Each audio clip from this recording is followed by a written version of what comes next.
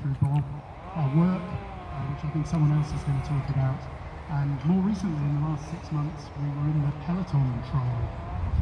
So let's start with David Lloyd. Men. Normally, men, if you see another member of the species, it takes about 3 months before you acknowledge them. It takes another 3 months before you might say, oh, hello. And it probably takes a year before you actually have a conversation with them and become friends. With Chris, that process was completely truncated to about 30 seconds. And I met Chris, first of all, in one of Bob's spin classes. And like I said, within 30 seconds, I knew exactly who he was. Within a minute, he was screaming at me to pedal faster. And within about 15 minutes, he was emptying his water bottle on me. So that was Chris. Exuberant, friendly, always smiling. And he could give and take loads of banter. I did quite a few classes at David Lloyd, but Chris's passion was definitely spin, and I think this man here must take a huge amount of credit for that. And Chris was ideal for the spinning classes. He would lead from the front, maximum effort, screaming encouragement to his team members, giving and taking plenty of banter, and always having us in stitches with his sense of humour. I made a huge mistake once telling Chris how old I was, and from that point on, can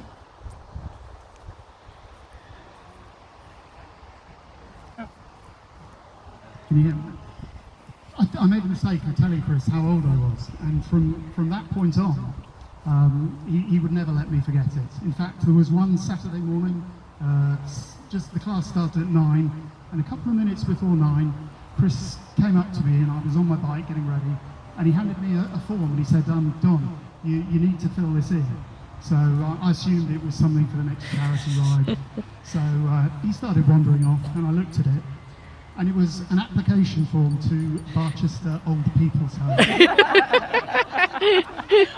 Thank you, Chris. And he would never let me forget that. Once he found out that I was a lot older than him, I used Strava. I'd go for a 50-mile bike ride, and Chris would always be one of the first people to comment, "Awesome effort, Don. ... But Barchester have phoned me up to say you escaped. Make sure you're back by 5 o'clock for your hot cocoa." So that was Chris. But I think on a serious note with spin, he was always one to join the charity rides. I've got great pictures of him in his red shelter t-shirt. And I think somebody said at the service, he was always willing to do his bit for charity, and we all remember him for doing that. And then we know Fee and Chris love to travel, and it was great for us to see pictures of him on a spin or on a bike in New York, Singapore, wherever it was he was in the world. It was an absolute pleasure to see that. Someone's going to talk about his work, but Chris and I were in the same industry. There's one story I'll tell you. We used to very, very occasionally meet up at the gym during the day,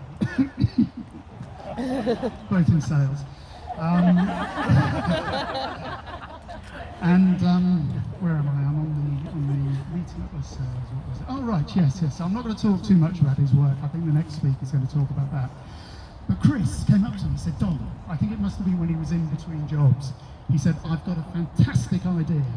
Why don't I come and work for you at Oracle?" He said, then you can just give me a free rein. Whenever the performance review, you can give me a stellar performance, and you can give me, loads and loads of pay rises. But then before I even opened my mouth, he said, no, I've got an even better idea. Why don't you come and work for me, and then I can sack you for spending too much time at the gym. So that was Chris. So work, the gym, but then the third thing was the Peloton. So, and actually before going on to that, Chris was always full of humour, but I was just saying to Lou at the back there, and obviously she wasn't there, but most of the conversations I had with Chris were in the changing room with a towel around our middle.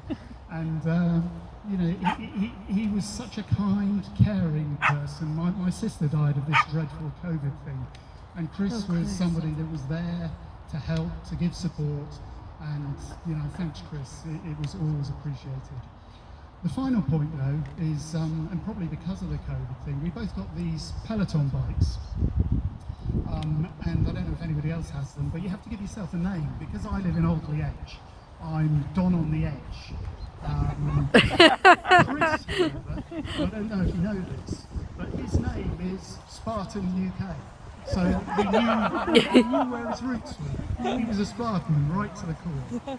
And although I've got my notes muddled up, I'm going to look for one piece of paper, because that's the one. So Chris was a huge encouragement to me. I live by myself, but you know, he would, every time I posted, we were buddies on Peloton. So he would sort of, you know, message me, fantastic ride, you know, wow, look at that output, all that sort of stuff. How many joules I was covering, and that. He'd always do more, because he was, as he continued to remind me, quite a bit younger than you, Don. But on the day that poor Chris died, he actually did a Peloton ride at 7:30 in the morning. And yesterday I thought, you know what, I think before today I'm going to do that same ride. So I did the, I think it was Women in History, so it was a nice theme, and they played some fantastic, you know, heart-rending music. But I finished the ride. It was hard work. I was putting a lot of effort in, and there were 24,684 people who'd done the ride. That's one or two more than your class, Bob. But I actually came 4,306. And I've got to thank Bob for that, because he's helped me with my cycling. That was in the top 20%. In fact, if Chris was here, I'd say actually it was in the top 17%. You know, I don't want to round down. But then I checked up on Chris, and Chris came 1,437. Wow. That's in the top 5%.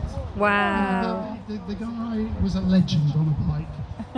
Whenever he was called out by Bob to do his 60 seconds, for misbehaving in class, you know, he would put everything into it, and he's still doing that. And I say he's still doing it because I'd like to finish on a comment that the instructor, a nice American lady who on the TV screen said, and this is getting towards the end of the ride, and she said, right, I want you all, and we're all sort of spinning along, all these thousands of people. And I really felt like she was talking to Chris, because she said, I want you all to shut your eyes now, and I shut mine too. And she said, because you're flying now. Oh. And I must admit that my eyes shut up was, and you know, I just felt so proud, but I also smiled, because that'll be Chris now. He'll be flying along somewhere on his bike. So thank you very much, everybody, to Chris.